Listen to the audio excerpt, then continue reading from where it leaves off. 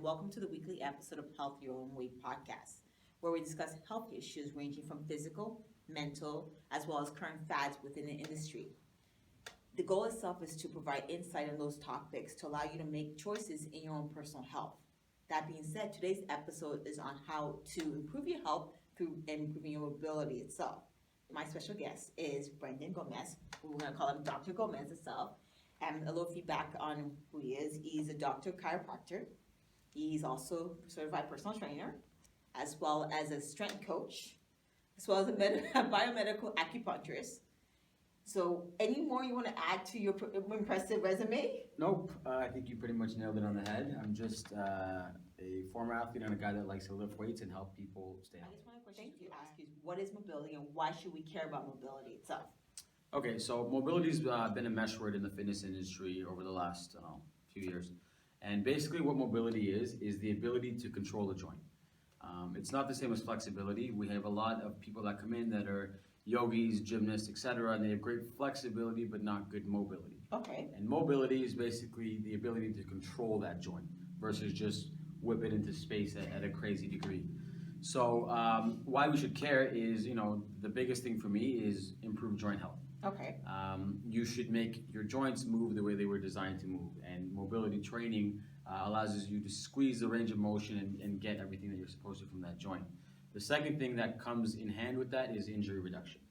If your joints are healthy and they're mobile and they can do things and accept a load in these positions, you're going to be at a much lower risk for a chance of injury. That in turn means you are exercising properly, you're going through the correct techniques, you have more strength output because the right joints are working. And honestly, just overall general longevity of training is going to improve by you being healthier and having your joints do what they're supposed to do. Do you find that you have to sometimes, like you just told us the difference. Do you find when you meet someone, you have to re-educate them on what the differences are? Yeah, absolutely. I think health science as a whole has grown a lot in the last decade, and a lot of people just assume that mobility and flexibility are the same when... I think I thought the same thing at one point. I really did. I thought mobility meant flexibility. Yeah, and there are some, you do have to be flexible to be mobile, but mobility is the control of the joint, right? Okay. So if I have a gymnast that can take her leg and go all the way up over her head if somebody pulls it, but if I ask her to come up, she only gets 70 degrees, there's a big difference between her mobility and her flexibility. Okay. And a lot of these activities like, yogis and gymnasts use a lot of passive flexibility of the tissue. What do you mean by passive flexibility? So, like they'll have someone take their leg and they'll pull their leg over their head or they'll butterfly into a stretch and push into the ground. But when you look at the actual ability for them to control that hip as it comes up, they don't have the same amount of range of motion.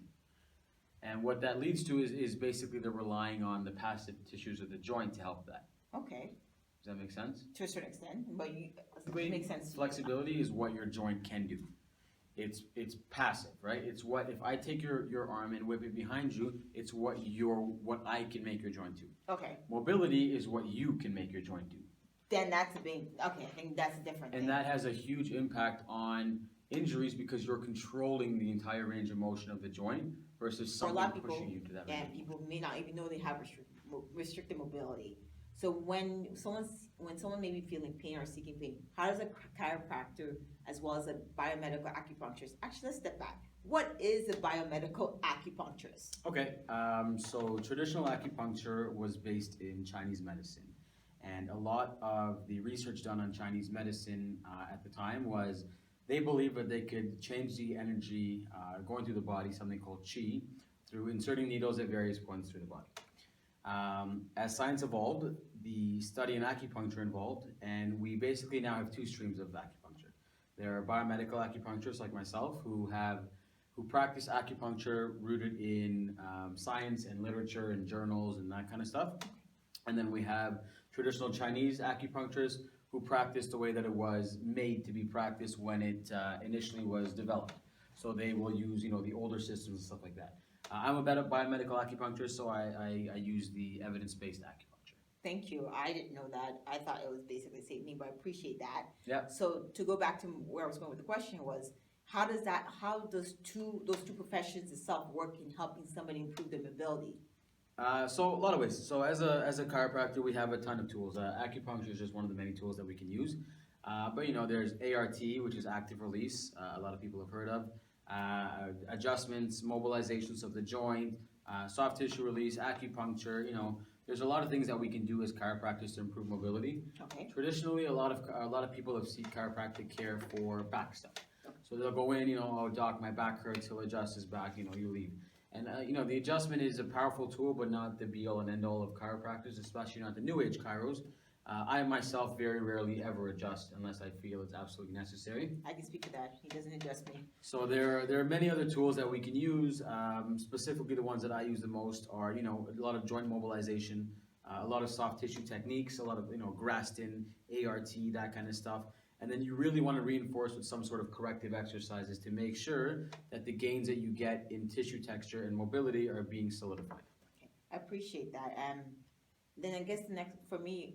Maybe some viewers as well as listeners may want to know, in your own professional experience, like you deal with athletes, you deal with people that are generally people that are office people. What would you say is a common theme you see with those individuals when they are facing mobility issues? Okay, so a lot of the issues that we see from whether you're an athlete, an office worker, a recreational, gym goer, is we see a lot of cumulative stress injuries. So, we won't see someone that falls out of a tree and breaks their leg, or we do see a lot of ACLs, MCLs, shoulder injuries, traumatic injuries, but a vast majority are non-traumatic injuries.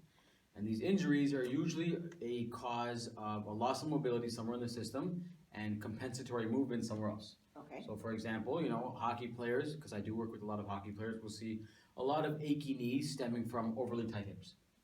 Or office workers will start to see a lot of neck pain stemming from stiff thoracic spines. Okay. So a lot of the stuff that I see in the office, and I think a lot of people deal with, is they tend to chase their symptoms. They think that they have neck pain because something is wrong with their neck, or they have knee pain because something is wrong with their knee. Where in a vast majority of the cases, it's actually something upstream or downstream that's contributing to the problem just as much. And then I find most people, when you're talking to people, even myself, when you think of pain, you're like, okay, just take a Tylenol and that's it. I think maybe one of the things that you can suggest is how do you change people's mindset when if you're feeling pain, it may not be that actual, as you mentioned, it may not be specifically that problem like a knee pain. It could be more. How do you change someone's mindset to let them know that they need to go see somebody to get proper diagnosis? Absolutely. So pain is just your body's normal response to telling you that something is wrong. And that's all that is. It intensifies when something is more wrong, and it dulls when something is less wrong.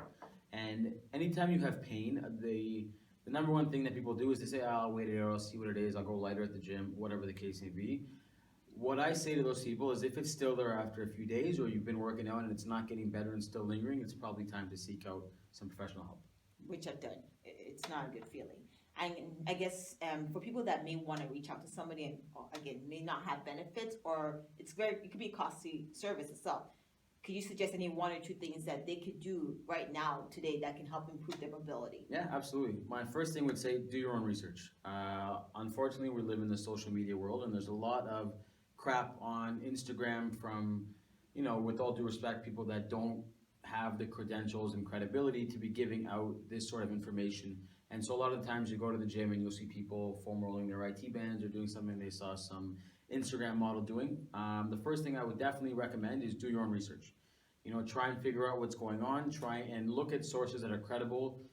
Look at people who cite data, articles, literature, journals, that kind of stuff. Those are the people you want to follow.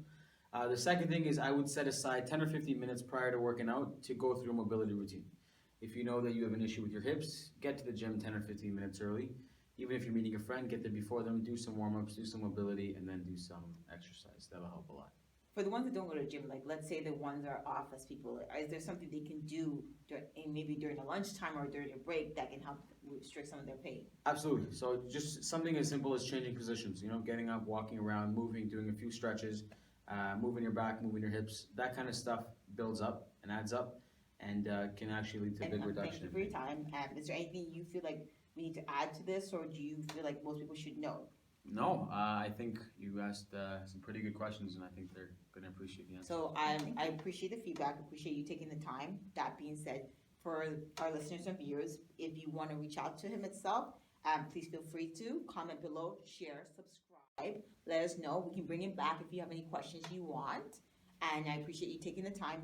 Dr. Gomes. Thank you for joining us today on our weekly episode on Health Your Way podcast. Don't forget to subscribe, share with others, and please feel free to comment below and ask any questions on topics we've discussed, as well as future topics you'd like to hear about. Have a happy and healthy week, and be sure to tune in next week for the next episode on our Health Your Own Way podcast.